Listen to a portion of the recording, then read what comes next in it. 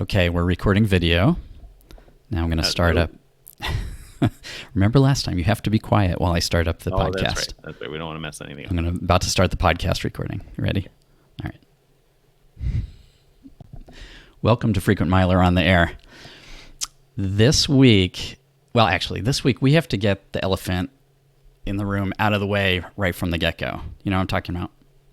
We do, yeah. We need to figure out whatever you need to confess this week and let everybody know about. We need to just get that out of the way right away. You're close. You're very close. The elephant in the room, I expected you to say the coronavirus, but right. No, the elephant in the room is the F-bomb that I dropped last week. Whoops. We had our podcast recording software, Squadcast, just crapped out on us altogether, and I dropped the F-bomb not once, but twice. And we ended up, because we had so much content, instead of redoing it all, we just published both the audio and the video as is with the F-bombs included. I'm going to do my best not to drop any F-bombs this week. So that sounds good. That sounds very, very highly professional of you. Oh, thank you. Your job is to count them. You know, if I do more than last week, then just let me know. Thank goodness we're on tape delay, so I guess we could theoretically do something about that if it happens again. That's true. We could have our sound team edit those out. Right. So that should be good. But actually, I mean, our audience, at least those that gave any feedback, seemed to love it. So I mean, who knows? Maybe it was a rare opportunity to hear something that they probably haven't heard before and likely won't hear soon. So right, I feel like it was one of those things. We have to hold them back as like a special Easter egg type of thing for special occasions only. For those people who are going to timestamp them in the notes for us. Thank you, Screaming Lincolns. That's right. That's right. So guess what? What? So everybody's kind of bummed out about the coronavirus. Right. And since your favorite segment of the show is feedback time. It is. You know how much I love it. You love it. So that's why today we're going to do triple feedback. Triple feedback? Triple feedback. Three feedbacks. Three. Wow. Yeah. Okay. I gotta strap in and get ready. You're excited, aren't you? We're going on a wild ride here. Yes, so I'm yes. curious. I have no idea what to expect. All right. With three, I have to feel like maybe I should be somewhat worried about this, but no. You know, right, we're trying to inject a dose of normalcy in this weird world we're in right now. Very good. All right. So first feedback, Greg R. I'm going to call him Gregor. It's not me. It's Gregor. Gregor said, "Did I hear you?" This was I don't think last episode, but maybe the one before that, or maybe even the one before that. Did I hear you say early on, Frequent Miler on the Air, that Southwest points expire? Didn't Southwest change their policy starting this year so that they never expire? We did mention that. We were talking about me moving my Hertz points to Southwest and saying, you were saying, wait, isn't it the case you hardly ever fly Southwest? And right. I said, well, it's easy to keep them alive with any activity. But yes, Gregor's right. We don't need to do anything. They just don't expire anymore. So good catch, Gregor. Nice job. Nice. That's something I would have forgotten about because I do tend to earn Southwest points every now and then through a shopping portal and that kind of thing, but totally forgot. Great point. Yes. And so feedback 2 is not feedback, but confession 1. Confession. You love confessions. Ooh, so this is actually a confession. Confession. A confession. Get a professional in here. A professional could listen to the confession. I don't know if I'm qualified for this. Let me explain what a confession is. It means that during a confession, I said something wrong. Ooh. Or I did something wrong or whatever. So anyway, did two wrongs make a right? In this case, they do. Okay. So all right. Let's see. I confessed something about letting the Hertz points expire. And I said that I had initiated a Southwest transfer that said it would be 6 weeks, and then about a week later or 2 weeks later, whatever, my Hertz points expired, and so I lost them. Right. I recall this. So you would think somebody like me, before doing a confession like that, would have checked his Southwest balance to see if those Hertz points had in fact transferred over to Southwest before that episode. One might have assumed that you might assume that. One might make that reasonable assumption. You'd be wrong. So actually the points are there. I didn't lose anything except the few Hertz points that did not round up to the amount that are transferable. So all was good. That's good news. We wasted a whole confession, so that's why we had to do a confession. It is good news. Well, I'm glad that we've got that cleared up. It's not a big deal, and I'm happy to know, thanks to Gregor, that I don't have to worry about those points now. They will never expire. They'll be there forever for you to never ever use them and continue to look at them for all of posterity. So that's really cool. All right, third feedback time. This one has a part A and B. A and B. Wow. This is going on forever and ever. We're gonna wait out the virus. The virus is gonna be gone by the time we finish this. Just by the time we get done with the opening segment. That's right.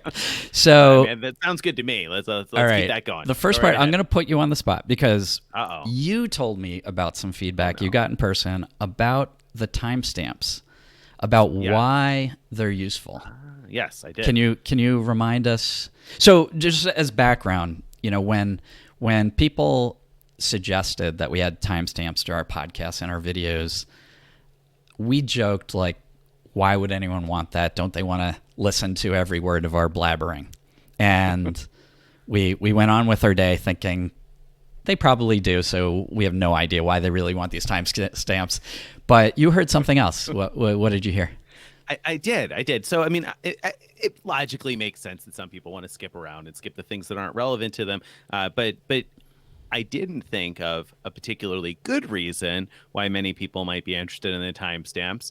Not that, I guess, whatever your reason is not good. But we were at the Travel and Adventure Show last weekend, and a listener came up to let us know that he'd been listening to the podcast, and we really appreciate that. It was great getting good feedback from people. But he mentioned that the timestamps are particularly good for him for listen backs. He said that, when he listens to the podcast initially, he might hear something and then a few days later think, oh, I want to go back and listen to that again. And having the timestamps makes it really easy to go back and find exactly what you're looking for when you're like, oh, how did that work again? Oh, I know Greg and Nick talked about that. If I can find that podcast, where is it? Rather than having to listen to the entire hour plus show over again, you can find exactly what you're looking for thanks to now having the timestamps in there. So that's a really good reason for us to have. Right. And so you told me that same weekend, you told me about that. And I was relieved to know that our audience does like to hear all of our blabbering on. And not only that, they want to go back and hear pieces of our blabbering, which I can totally understand. Only select parts. Right. I get that. I mean, as long as you've heard the entire thing once. Not every joke is funny. Well, I wouldn't go there, but, sometimes you just don't want to hear the same joke again. Anyway, okay, so that's part A, so that's good. Mm-hmm. So then Wednesday night, Miles and Points meet up in Ann Arbor. We have them the second Wednesday of every month. And Jerry came up to tell me how much he enjoys our podcast, so that was very nice. And then he said he loves that we've been adding the timestamps because sometimes he's just not interested in a topic and likes to jump to whatever topic he's interested in. So Jerry proved to me there are some people that enjoy the podcast but don't like listening to all our blabbering even once. So thanks a lot, Jerry. Thanks a lot, Jerry. Yeah, you know who you are, Jerry. You know who you are. He's listening to it right now. Go right past our babble. He's not listening to it because the timestamp's in there. He skipped this part. Right. Jerry's not even going to hear it. Maybe we need a timestamp that says Jerry's is for feedback, something like that. Yeah. Okay. So before we move on to the main topic, which, surprise, is going to be about coronavirus. Before we move on to that, a little note about one thing we've talked about before, Hotel Slash. We talked about Hotel Slash and how I had used it to watch a reservation. It turns out now that entire trip to England is canceled, so that it doesn't really matter for me personally anymore. But in the course of using it, I did get a couple emails saying they found better price. But there's two buts there. The better price they found was just the same prepaid rate that I could have booked initially. So yes, it was cheaper at the same hotel, same date, but I already knew that. The other but is we thought that this was probably true, but we weren't sure that you won't be able to book directly with Marriott if you go through their links, and that's true. It takes you to a third-party, booking through them, which books it as a third party, so you won't earn points. I even just asked them about it to double check, and they said, well, you could go to the hotel and add your Marriott number to the reservation, and you may or may not get elite benefits. That's true. That does sometimes happen on third-party bookings, that you could get elite benefits. I don't know of any cases where you'd earn points, though, in that situation. Certainly won't earn elite nights. So that's kind of a bummer, but just wanted to update the audience about that. Thank you for the update on that. Yeah, that's too bad. I hope that they take a look at that and see if they can find a way to make it work with booking direct, if they can find a way to earn a commission and make that happen, and or a paid service, because I'd definitely be interested in supporting them. But yeah, bummer to hear that you have to do it that way. Right. So anyway, just closing the loop on that. Now, I don't know. You live in a small town. Maybe you haven't noticed anything's different around you. But I went to Target today, and for the most part, everything was normal. Most of the aisles were normal. The customers seemed like normal amount of customers. But the toilet paper aisle completely cleared out. I mean, not a shred, not one square of toilet paper anywhere to be seen. Gone. So we now know America's greatest fear is being stuck in the bathroom without toilet paper. Without any toilet paper. Right? Right. We're so far behind the times on that, aren't we? We are. I mean, the French had this licked years ago with their bidets, right? Right, and then the Japanese perfected them, and yeah. So what are we doing? With this huge run on toilet paper? No, I mean, you mentioned living in a rural area, and you're right. Living in a rural area means there is less of that craziness than in other places. But the toilet paper is out of the grocery store in my little town of 1,000 people too. So it's kind of crazy, isn't it? Yeah, I mean, it's just surreal. I watched the Colbert Show last night was they taped their practice without an audience, and it was the most surreal, weird thing ever seeing this. I mean, not only do you get an idea of how much practice helps them, because it just wasn't funny, most of it, but right. It was just weird and eerie watching that show, and that's just one of dozens, many examples of how it's almost like a post-apocalyptic time, but mixed in with going about our daily lives just like we were before. And it's a combination. But it's just crazy. But for us, it's having some effects on loyalty programs. Mm-hmm. And so you've written a few posts about what Hyatt's doing, what IHG is doing, what Marriott's doing. Do you want to sort of give us an overview of what that is and how that's affecting us, and then we'll talk about the ramifications? Sure. Yeah. In fact, we posted this week an entire resource post of the coronavirus cancellation policies of various travel companies. So there's one resource that I'm continuously updating. I've updated it several times today, the day that we're taping this, as things have continued to change. So I have cruise company cancellation policies and hotels and airlines and even StubHub and Viator for people who have booked tours and tickets and whatnot. So there are a lot of different things to consider if you've got travel plans that are kind of up in the air. But in the last 24 hours before we've recorded this, there have been some significant updates. So IHG has updated their elite status qualification requirements for the year, slashing them by, in some cases, about 25% in terms of the number of nights or points you need to earn in order to get IHG elite status for next year. Then better yet, Hyatt announced that they are going to hold off on introducing peak and off-peak pricing until 2021. That was scheduled to go into effect March 22nd, 2020. So just about 8 days, something, another week or so from now, it was supposed to go into effect. But that's a big deal. Yeah, they've decided to pause that until 2021. That's a huge deal. Not only did they decide to delay the introduction of peak and off-peak pricing, they also decided to only have 5 properties change category this year. So as opposed to the 100 and something that they were originally announced to be changing category, only 5 properties are changing category. And I think I just based on the names without actually knowing all the locations, I think like 3 of those 5 are in China. So I think that probably for most US based members, it's not going to be a big deal in terms of those 5 that are changing, and they're not even all going up. The Park Hyatt Mallorca is decreasing in category. So some good news there. Right. So just a couple things about that struck me odd. One was like why they thought it was necessary to do those 5 at all. It just seems like a strange decision. Like, what was going on in their back offices that they said, well, we're going to waive all the changes except these. For these 5. And especially since a few of them are in China and went up when the prices for those hotels, if they're even bookable at all, have to have gone down, if anything. So I would think. I was very surprised. I figured that the ownership groups of those hotels must have really lobbied hard for a bigger piece of revenue from Hyatt, right? They must not have been happy or must have been willing to leave if they weren't able to get some sort of better compensation for award nights. Oh, maybe. I don't know. Yeah, that's really odd. The other thing that occurred to me is it sounds like they're being nice to us to delay the peak and off peak, but probably the truth is that we would have almost a year of off-peak bookings had they actually gone forward with it, and so maybe it's actually a customer unfriendly move in a way.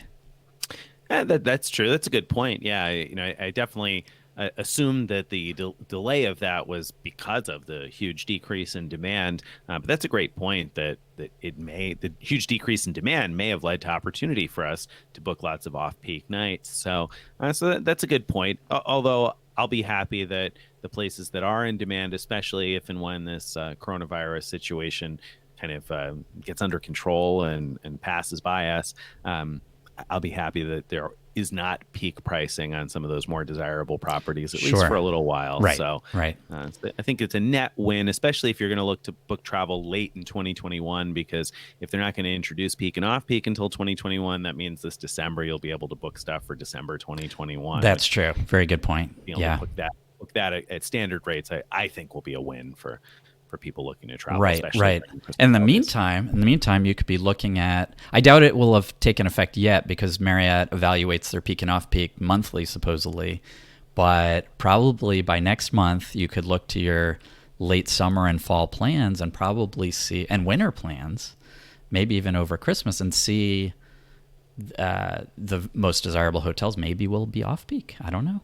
Maybe. It's a little hard to predict at this point, although I have to imagine, we said last week and we said at the Travel and Adventure Show, and people asked us that I imagine that we're going to see a huge spike in cases of coronavirus in the United States once the kit becomes widely available. And when that happens, I can't think that there's going to be more toilet paper on the shelves at Target. So I just imagine there's going to be a greater panic, and that probably will not lead to greater bookings. So in turn, I think what you're saying is absolutely correct. I think we'll see more and more deals, cheap rates, and off-peak pricing as time goes on. And along with that, Marriott announced today that they are improving their cancellation policies. So for existing bookings for arrival through April 30th, they are updating the cancellation policy to 24 hours in advance. And that's true even if you have an advance purchase prepaid rate. So if you have a vacation that you booked and prepaid for next month, that it's booked on the schedule for sometime in April 2020, you can now cancel that up to 24 hours in advance. So that really weirdly makes me wish that I had booked that prepaid rate, that cheaper, night that when we were talking about Hotel Slash, just so that I could now cancel it since I'm not doing my trip. Like, there's no point in that at all, but I don't know. It's like, I want to take advantage of that new the new cancellation policy. Man, I wish I had a several $1,000 booking I could cancel 24 hours in advance. And additionally, not only is it for existing reservations, but also now if you make a new reservation by April 30th, you'll be able to cancel it up to 24 hours in advance too. And that is presumably for all reservations through the end of the schedule based on the way it's worded. So it's not entirely clear to me whether that new policy will also apply to advance purchase rates. Although, again, the way it's written, I think you could certainly take it to mean that it counts for all rates booked before April 30th. So as long as you make your booking before April 30th, you should be able to travel at any time and cancel up to 24 hours in advance. There was no stipulation in terms of geography for your reservation. So I took it to mean that it should be applicable for properties worldwide, even those properties that typically have pretty restrictive cancellation policies. So that's also a nice benefit in terms of giving peace of mind to make new reservations. It sure is. I mean, maybe we should just be booking every possible combination of dates and hotels that exist. That's what Marriott would like you to do. They just don't want you to cancel them. They're going to let you cancel them. They don't want you to. And then in addition to that, if you have free night certificates from your credit cards, or you have travel package certificates, or you have free night certificates from the choice benefit, if you hit 75 nights and you picked a free 40K night, those types of certificates are all getting extended until January 31st of 2021. That is, if they were set to expire during 2020, they will now expire January 31st of 2021. And if you have Suite Night Award upgrades, those Suite Night upgrades that you can select as a 50-night benefit or a 75-night benefit with Marriott, if you have any of those that are scheduled to expire at the end of 2020, they will now be valid until December 31st of 2021. So you're going to get a whole nother year to use those suite upgrades. So I think that was actually maybe my favorite piece of the news. I mean, the extension of the free night certificates isn't necessarily a huge deal because they were already letting people call up and extend them. But if people had already extended a certificate, it's often much harder than to get them to do it again. And so that's a situation where I think people will be celebrating. And then I'm certainly happy. I was kind of regretting that I had picked 10 suite upgrade awards. And now the fact that it'll extend a whole nother year is actually really awesome for me. I mean, because I would have been really reaching to figure out how to use them as is, even without the coronavirus making me cancel a lot of trips. But now getting a whole nother year. That's awesome. Yeah, that is. And I think it's particularly good for people who did take 10, who took 5 at 50 nights and 5 more at 75 nights, because I think, like you said, it's somewhat difficult to use those because they don't they don't work like the Hyatt upgrade awards. If you're not familiar with the Marriott ones, they only start searching for availability on those 5 days in advance. So if you book something right now for August, they aren't even going to start looking for upgrade availability until 5 days before you check in August. And then if they don't find any, then you've still got your 5 nights and they expire at the end of the year. So it makes it kind of hard to justify applying them far in advance, and then also, so you can't always use them. They don't always clear. Also, there's certain hotels that they just don't work on at all. They don't work on any Ritz properties, for example. But then there's also some individual properties that say the suite upgrades don't apply here, and so it's so they can be challenging to use. So getting a whole nother year, that's good news. That's great news. Yes. Yeah, that's great news. And for people who are still going to end up traveling this year and do end up earning more, then you may have enough for a longer award stay next year. I only took 5 of those suite nights last year, and that's probably enough for me. But I have also thought if I wanted to stay 7 nights somewhere, of course, I can't use 5 of those for a 7-night stay. You have to have enough to cover every night of your stay. Whereas now, if I were to earn 5 more this year, I could use them on a longer stay. So that's true. That's also potentially appealing for next year. We'll see. I mean, I don't necessarily think that I will earn any, but I guess it depends on what Marriott does with elite status qualifications, and we haven't seen anything from them yet. So Hilton and Hyatt have both said that they intend to not even probably, I think that they intend to adjust elite status qualification requirements, but they say it's too early to know exactly what that adjustment will be, which I think is completely fair. It is kind of early. Absolutely. Absolutely. So what that's going to look like. I find this kind of exciting. So, I already have 20 some nights with Hyatt this year. You need 60 to get to Globalist, which is the target. I mean, it's not even worth going for Hyatt elite status, I think, unless you're going to get to Globalist, and that's a long way. But if they drop it down to, I don't know, what do you think, 40 maybe? That is likely. we'll see. We'll see what they do. But I mean, that seems reasonable. But yeah, it really depends on how long this ends up lasting, because if corporate travel bans continue for 2 months, 3 months, it'll start to get kind of dicey in terms of and then so if your company bans travel for the next 2 or 3 months and then they start to allow travel again, they're probably not going to just open the floodgates and have everybody travel all the time. So I feel like in order to get people to stay enough, they really are going to have to slash it quite a bit. And the longer they wait, obviously, I think the more they're going to need to slash it. So I think 40 seems reasonable. I don't know. We'll see. It could end up being even less. Yeah, we'll see. And then on the Marriott side, what I'm hoping, since I have titanium status now, I'm hoping that they will basically say, we're extending your status another year. Whatever your current status is.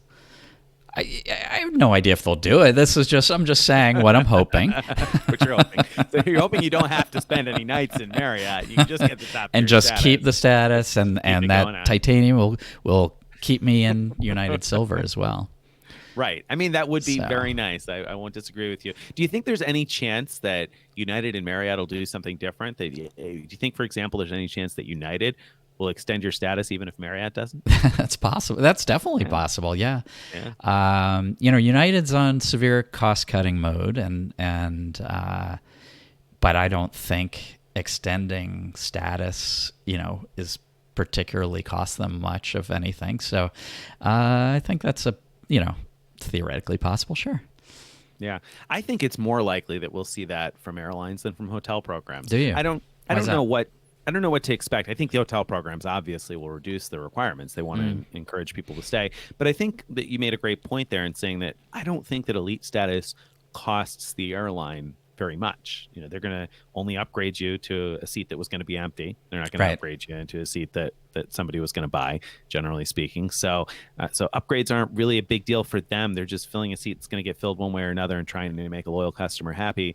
And there aren't very many benefits in terms of priority check-in and things like that. They don't have a very measurable expense for the airline, but they add some measurable positive experience for the person flying. Whereas with hotels, it's a little different. The loyalty program is a little bit more expensive for them, I imagine, in providing breakfast at some of these nice places and lounge access and whatnot. That must cost something, obviously more, I would assume anyway, than the elite benefits for airlines. So, and I also think, I've heard a lot of people saying that they hope that the same thing that you do. Same thing that we all do, I'm sure, that Marriott will just extend status through the end of next year, or Hyatt will extend everybody's status. And to be clear, because I don't have the Hyatt status yet, I'm hoping they lower the requirements. I don't care whether they extend it for existing elites, but for Marriott, where I already have it, I want them to extend it. Right. Just to be clear. Everybody's in that boat. Well, and before I even make my point, another good related point there is that if and when Hyatt does reduce status, that's awesome for credit card enthusiasts, right? Because that's just going to make it easier to spend your way to status too. So even if you're not going to complete if they drop it to 40 nights, even if you're not going to complete 40 nights, you're definitely going to do 15K spend on that card. So you were definitely going to get 6 nights of credit on the card right from the get-go, plus the free night certificate. Use that, you get 7 nights. Well, plus you get 5 nights automatically just for having the card. So you're at 12 right there, plus you've already done 20 or 30 something. Really easy to spend the rest of the way to status. Oh, definitely. So I think that's hopefully going to be exciting news for people with the Hyatt credit card anyway. But in terms of any change, just extending elite status for another year, it sounds really nice in theory. But at the same time, they need to do something to encourage people to stay in those hotels this year. True. So if they just extend everybody's status for free, that's totally against the point for them, right? The whole purpose for them is to stay in business, to stay afloat, to keep these hotels in business. But I don't want you arguing against what I want to happen here. So Marriott... it's a nice dream. I share your dream. I want my status extended to Marriott. If you're listening, extend my titanium status. Thank you. Well, so Marriott is known for offering soft landings. So if you have titanium, and you don't re-up it next year, you'll have platinum, even if you didn't stay at Marriott at all during the year. So I don't think usually it's not written in stone. It's not written in stone, but I don't know of any cases where they haven't done that. But no, I just mean usually in years past they've done it. So next year, they probably will. So it feels to me like more likely with Marriott than than Hyatt, for example, who doesn't do those soft landings, just because it's sort of like a softer landing. Mm-hmm. You know, I mean, that's reasonable. That's reasonable. I feel like it would be hard for them to announce it in advance, because as soon as one of these chains announces that they're just going to extend everybody's status, then there's no reason for you to have to stay in that chain anymore. So it's like the total opposite of the purpose of the loyalty program. The whole purpose of the loyalty program is to make you choose their hotels. But as soon as they tell everybody, oh, we're extending your status, then you've got no reason to choose them, except for the benefits, of course. But you don't have feel any pressure to book any trips with them this year. And that's obviously not their end goal. No, that's need to keep people employed and hotels that's a good depressing point you made. So if we hear anything, it'll be at the end of the year, most likely. I think. If they're going to extend people like for free, so to speak, I can't imagine them announcing that anytime soon. I might not even hear by the end of the year. Might hear like in 2021, and oh wait, my status didn't drop. And they're like, yeah, okay, lucky you, kind of a thing. Yeah, I think it's more likely that we would see it that way if they're going to do that. And I think that there likely will be unless they just want a big goodwill gesture. I don't how Marriott is. Right. Let's imagine that they weren't how I know they are. Let's imagine they wanted the goodwill gesture. Yeah. Still, their owners don't want that goodwill of a gesture. that good of a gesture. Hotel owners, while surely many of them have made handsome profits over the years, many of the smaller ones, I'm sure, are hurting right now. So, no doubt, no doubt. And so, what we haven't seen yet, but I'm sure we will, is those big bonuses and things, incentives for staying at hotels. I think that's inevitable, but it's too soon. They need time to figure out how bad is this before they develop a marketing campaign. And so I think they're just, hunkering down right now, reacting. It's going to be a while, probably months maybe, before they are proactive about trying to get people back in the doors. But yeah, well, and you made a good point in saying that it's too soon. And this actually came up a couple of times in the last few days. And then I just saw somebody mention something in Frequent Miler Insiders a little while ago that was relevant. So I've had quite a few people who've asked me, has IHG extended their free night certificates yet? If you have a credit card free night certificate expiring, have they extended that yet? And we haven't heard anything about that yet. But in response to it, a couple of times I said, let's be patient, because obviously they've already made some changes to elite status qualification requirements.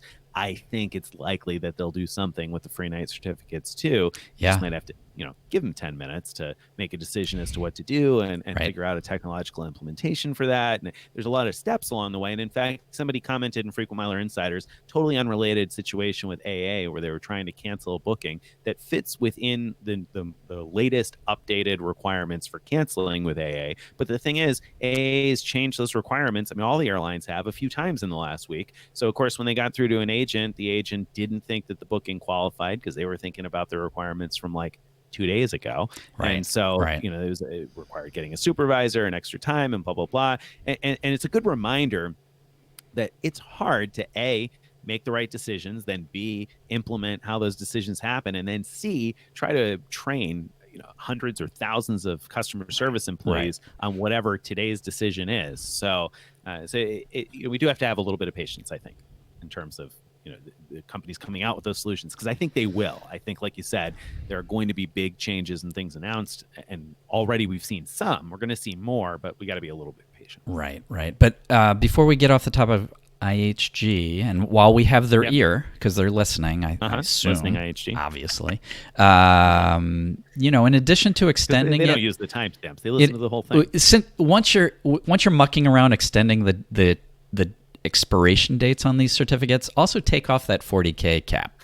Just this one time, as a goodwill gesture. Just take away that cap. You didn't used to have that cap. Just take it away this one time. You don't really need it. Thank you. Think of the good press you'll get. You get all sorts of great mentions on Frequent Miler. We promise we will talk about how great your program is for a post or two. At least 4 or 5.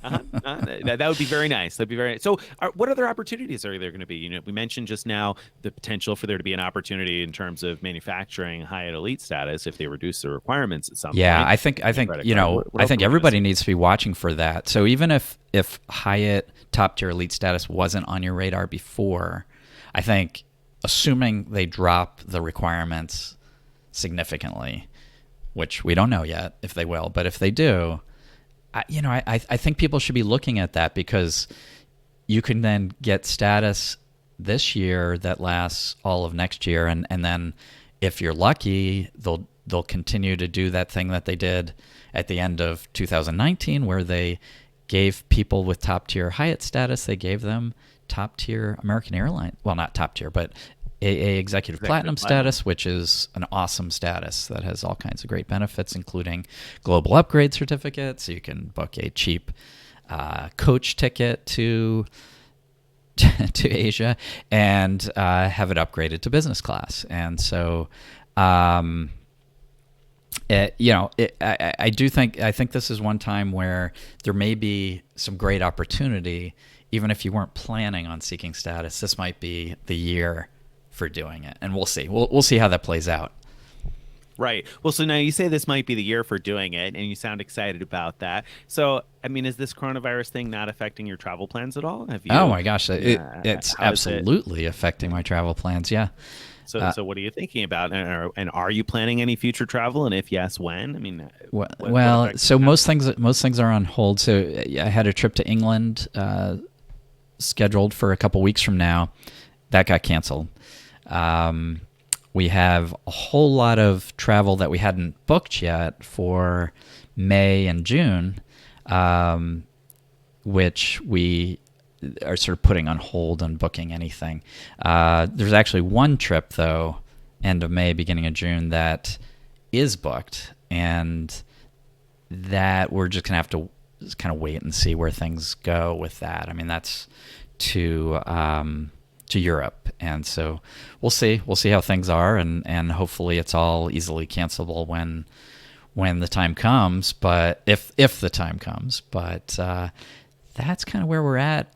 We're not actively looking for travel right now, and part of it's not it's not really being scared of it as much as being a responsible citizen. So we don't want to be vectors for transmitting it. And so, the less we go about, traveling, the less will be part of the problem, I think. So how about you?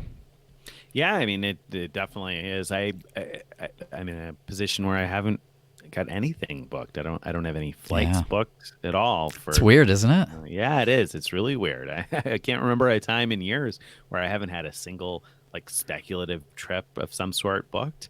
So I don't. I guess I have a couple of hotel reservations that I made long ago that weren't for trips that I necessarily intended to take, but they were. I doubt I'll take any of them. But in terms of flights, none at all, and none initially planned, although I am starting to look at January, February travel of 2021.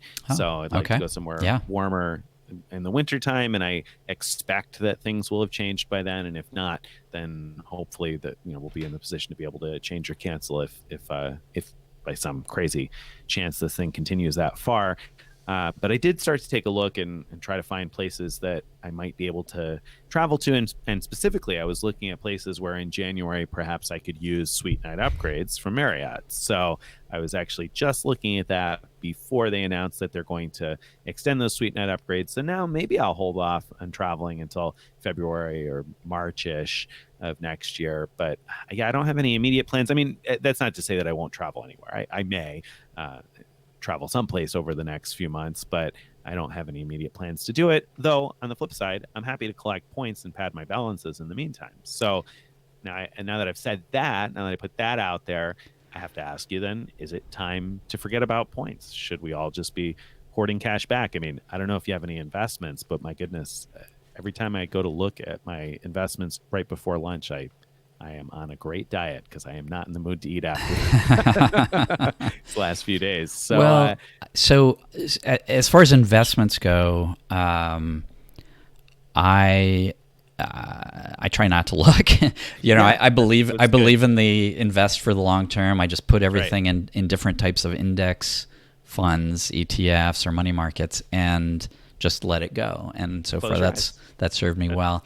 It's a great strategy. It's going to continue to serve you well as long as you don't look in the next few weeks. Well, so should we be concentrating on more cash back? Yeah. Well, let me tell you first before I answer that my intended investment plan over the next while is to buy into more stocks on probably a weekly basis.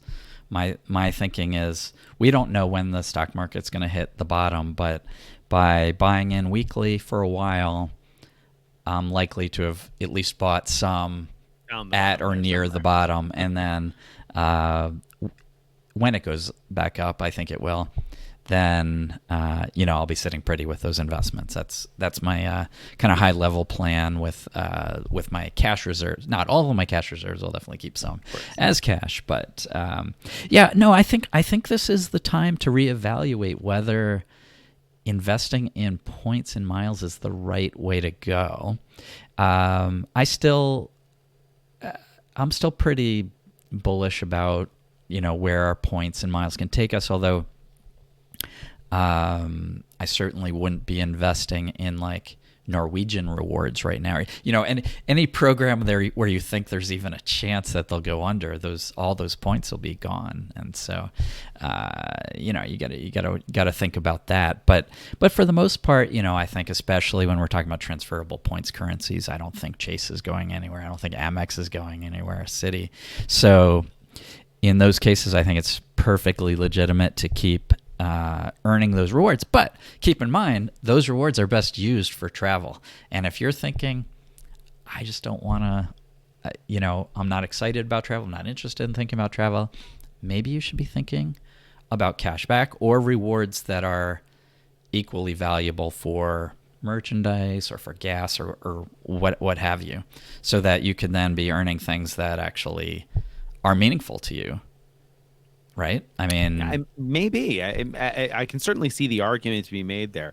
I don't think I'm going to take that approach because for me, I look at it and I say, well, part of the reason I haven't planned any travel for this year, I've said to people as they've asked me about it is, Paris will still be there in 2021. I said the other day that I don't think the Pacific Islands are going under the ocean anytime soon. I'm going to be there, in the future at some point. I know I'm going to travel. And even if it doesn't end up being next year, even if by some crazy chance this coronavirus thing sticks around for a long time, for a year, for 2 years, and becomes a huge pandemic that continues for a while, I know eventually there'll come a time where I'll travel again. So I'm willing to collect points for that future time. But I certainly can see some people who are going to be a little bit more nervous, and rightfully so in some regards, and perhaps more cautious in terms of international travel. And I think that for many of us, we should be looking at cash back also anyway. That should be part of your points earning strategy. So maybe this is a good encouragement to go after some of those cash back bonuses, to go after some of those cards that earn good amounts of cash back.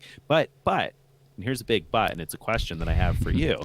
A friend of mine was just asking me about applying for a new card yesterday.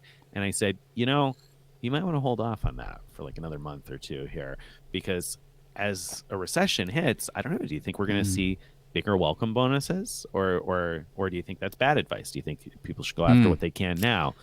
What do you think? Yeah. So my guess, and this is just a guess, is that I think that most of the sign-up bonuses are already pretty high, and I don't think we're going to be seeing a lot of change on that front.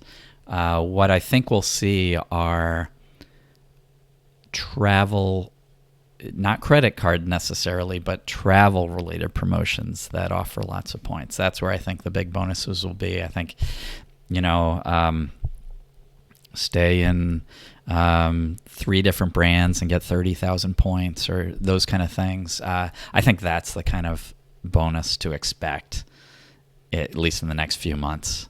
That's my guess. That I just don't see the bank. So I don't see the banks spending a lot more to acquire customers in this environment. But again, just my guess.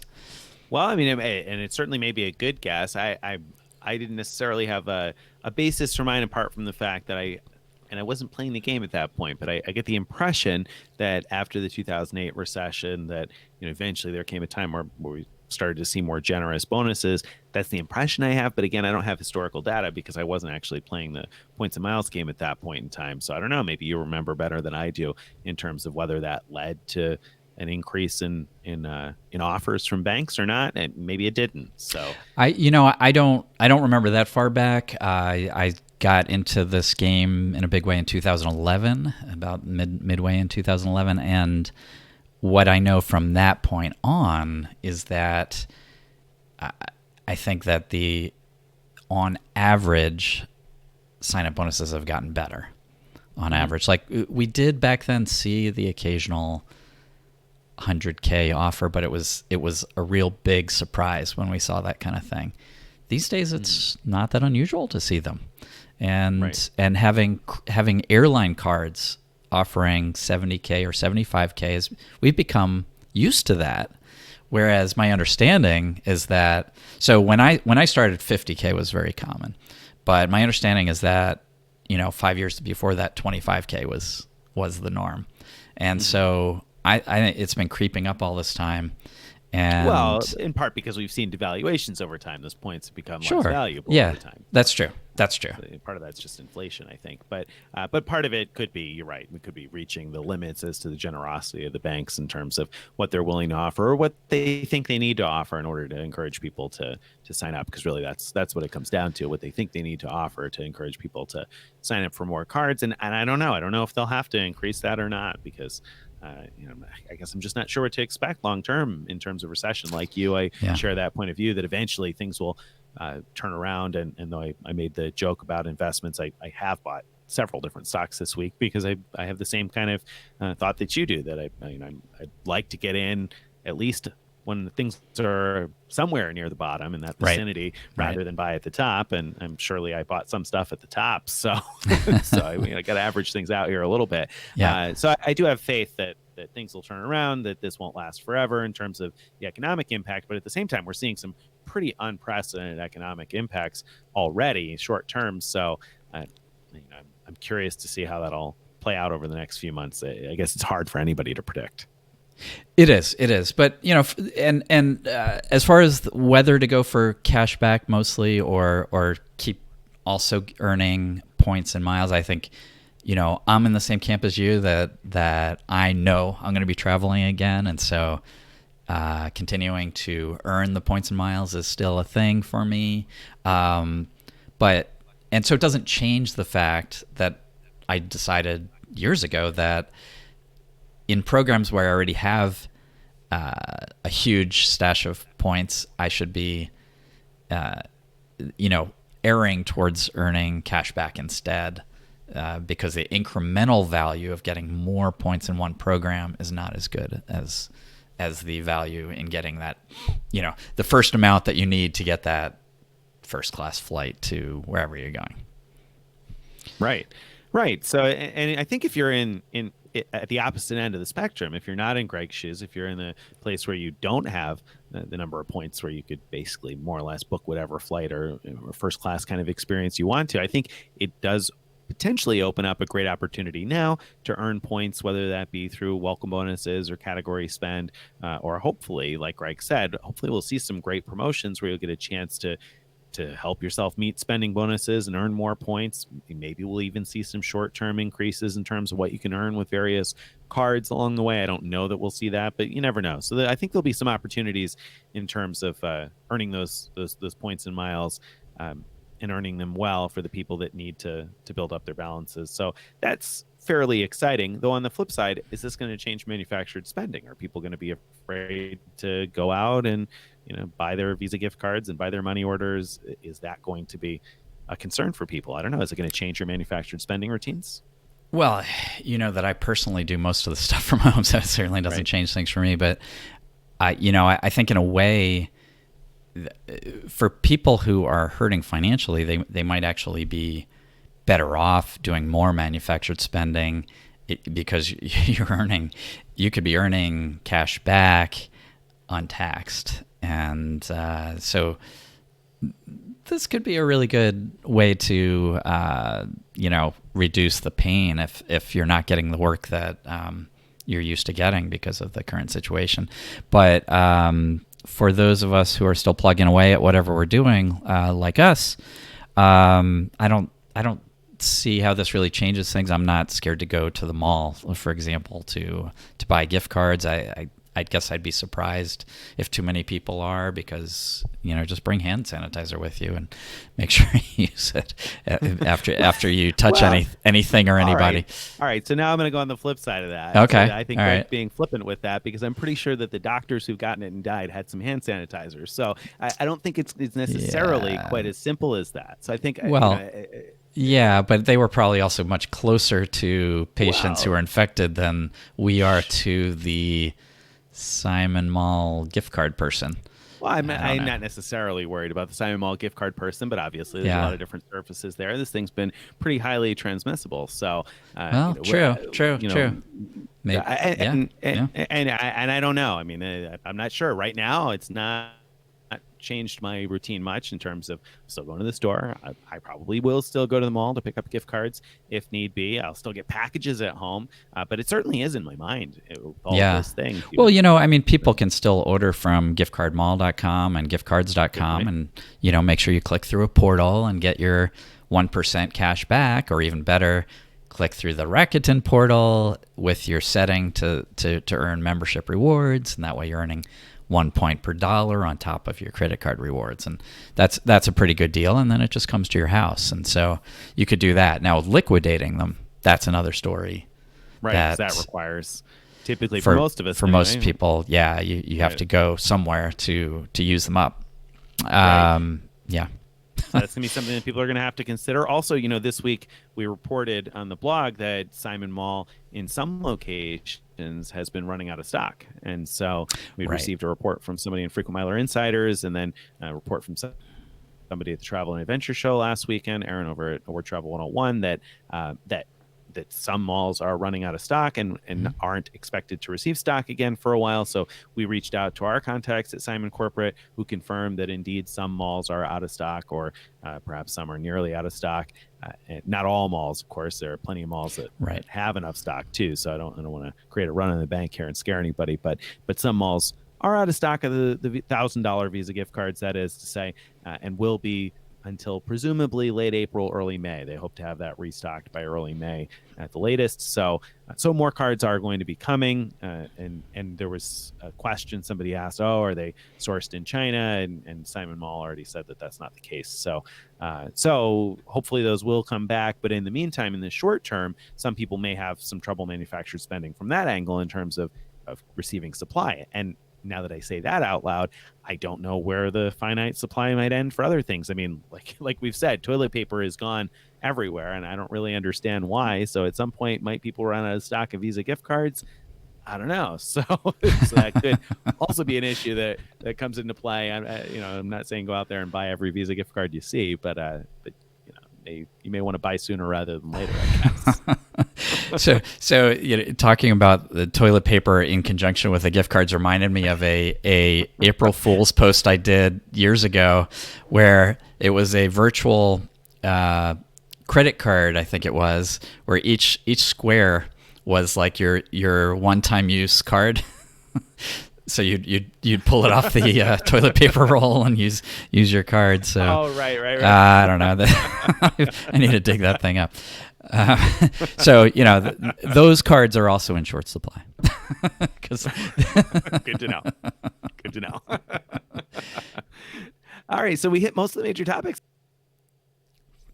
Yeah, we did hit most of the major topics, and unfortunately, the network has disconnected. So what I'm going to do is I'm going to see if I can really quickly reconnect so that Nick can join us again. If not, we're going to end this show without doing the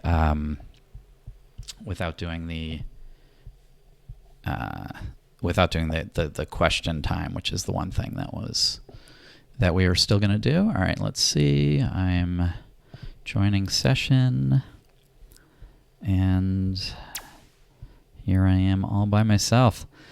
Okay, I'm going to assume that Nick is not coming back on to join us, and we'll just say, we got most of the show done, so more technical difficulty. This was not that big of a surprise because with lots of people being told not to go to work, not to go to school, everybody's using the internet.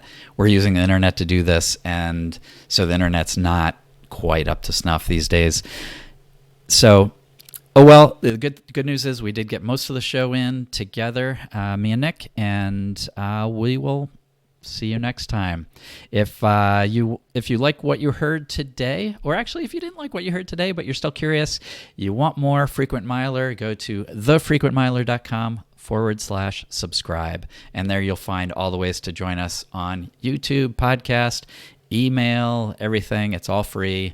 Come see us there. Bye, everybody.